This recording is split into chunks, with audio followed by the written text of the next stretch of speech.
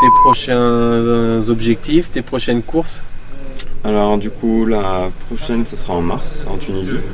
Ah ouais, tu vas en Tunisie? Ouais. Donc là tu quittes l'Europe alors? Je quitte l'Europe pour la première fois. D'accord. Et donc du coup rallye sur 6 jours, donc en Tunisie. Et alors là tu vas pas avec ton fourgon du coup? On va y aller avec le fourgon mais on prend le bateau à soit Marseille soit Gênes. D'accord. Après il y a 24 heures de traversée et puis encore 4 heures de route après en Tunisie. Ah ouais. Donc là il y a quasiment 2 semaines pour 6 jours de course. Ça fait quasiment 2 semaines. Ah putain, d'accord.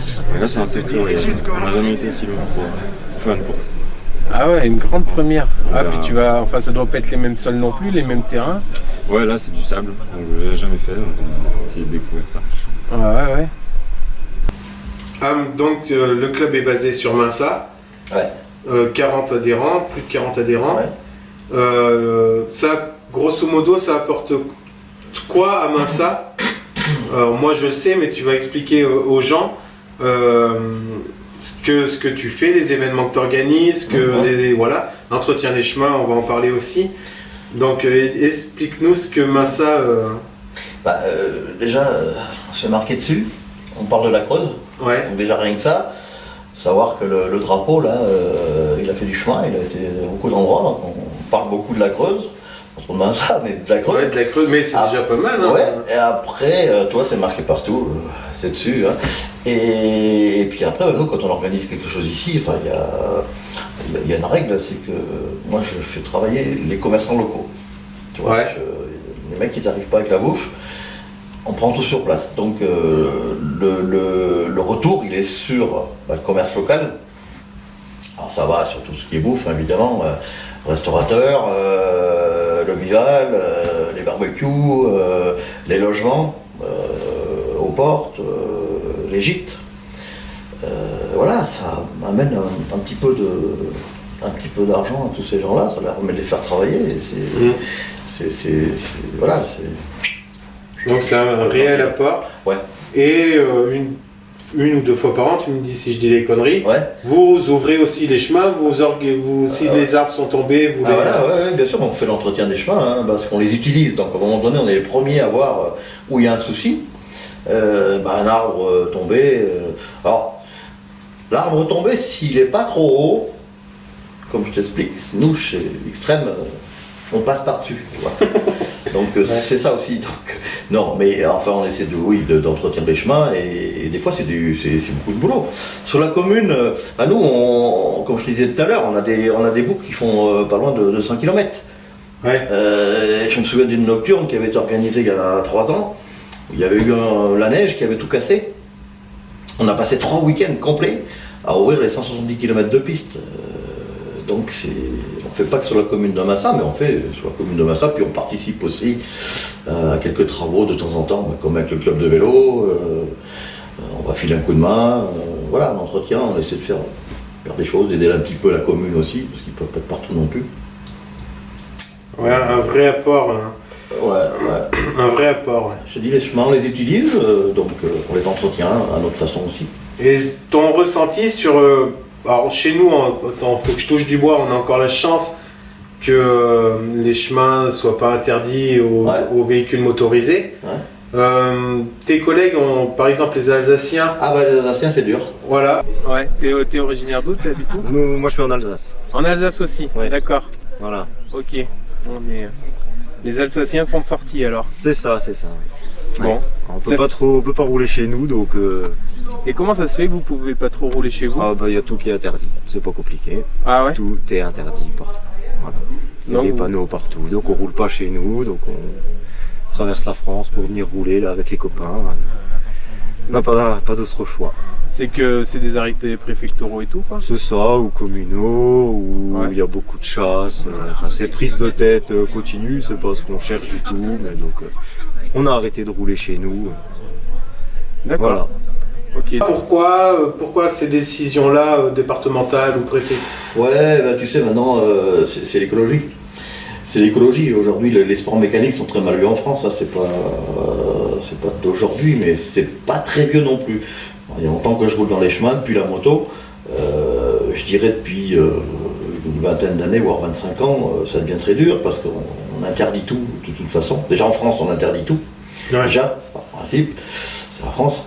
Et puis après, bah oui, l'écologie, quoi. Alors on te dit, voilà, vous détruisez les chemins. Alors ce qui est complètement faux, parce que comme tu vois, on les entretient aussi.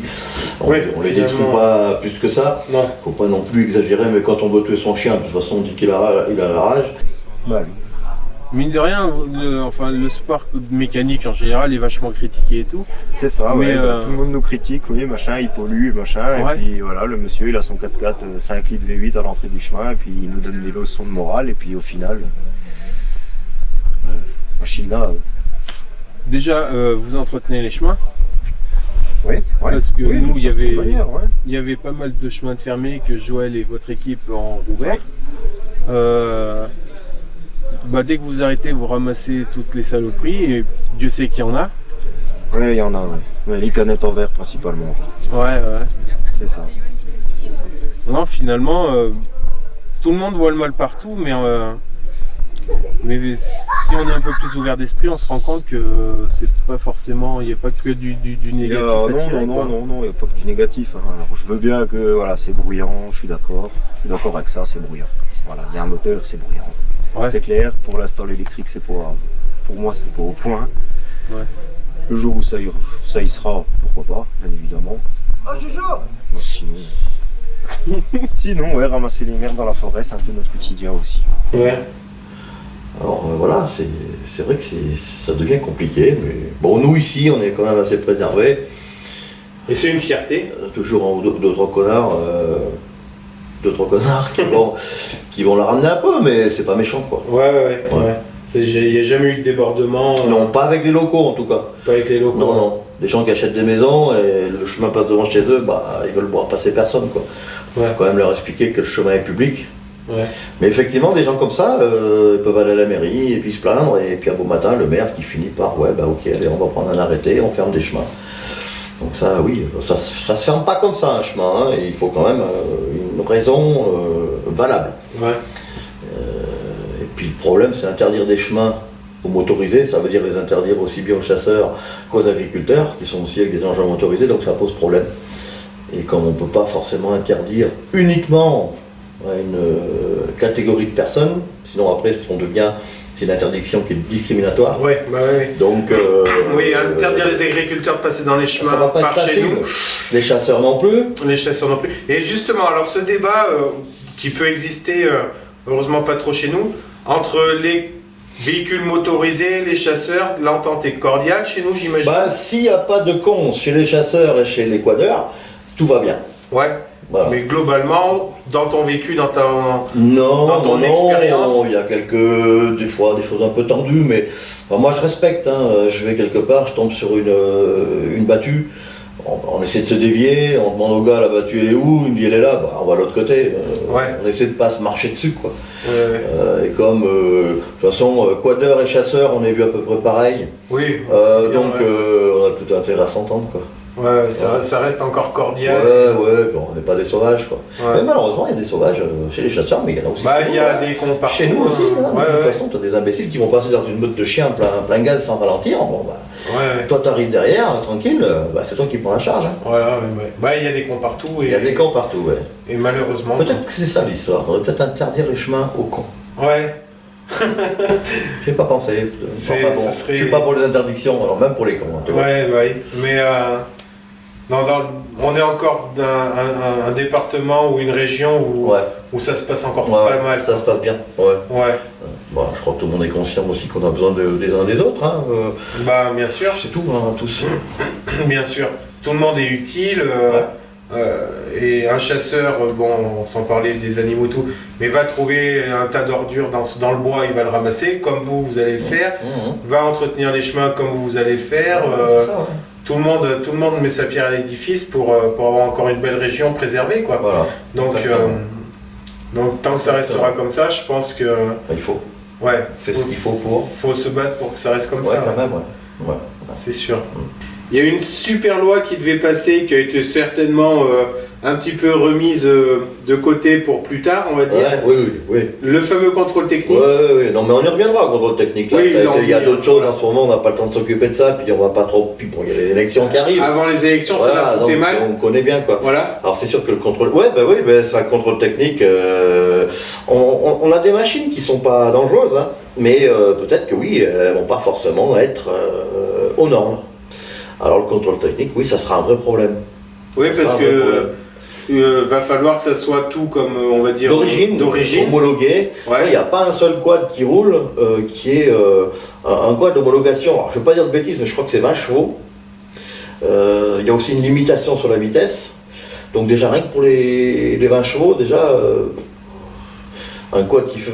Je veux dire, ça sert à rien d'acheter un quad à 20 chevaux, t'achètes un truc électrique, ça vaut mieux. Ouais. Et la première chose que tu fais, tu débrides quoi. Ça faut pas le dire. Hein. Non, mais de toute façon, c'est. Et ça va réellement devenir problématique si un jour ça passe, dans le sens où là, pour le coup, ça sera que du privé. Là. Non, je sais pas. Ça sera compliqué de faire que du privé. Ouais. Non.